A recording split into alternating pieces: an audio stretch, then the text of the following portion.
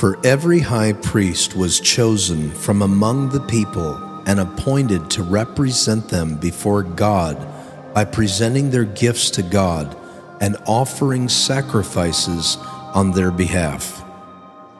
Since the high priest is also one who is clothed in weakness, he humbles himself by showing compassion to those who are ignorant of God's ways and stray from them. And for this reason, he has to not only present the sin offerings of others, but also to bring a sin offering for himself.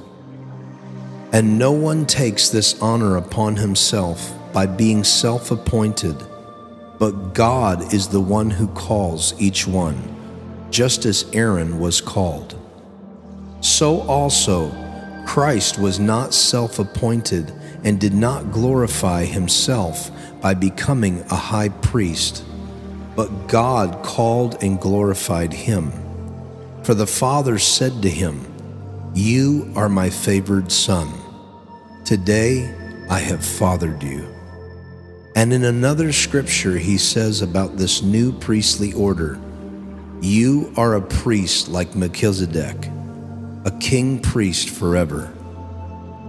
During Christ's days on earth, he pleaded with God, praying with passion and with tearful agony that God would spare him from death.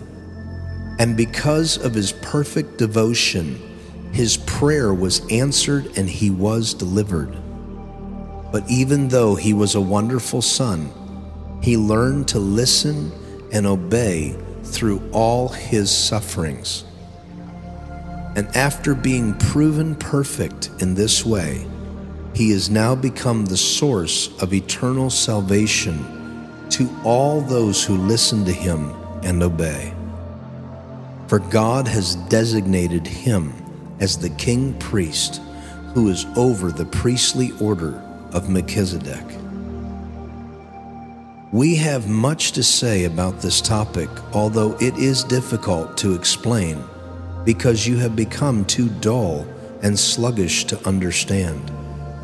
For you should already be professors, instructing others by now, but instead you need to be taught from the beginning the basics of God's prophetic oracles.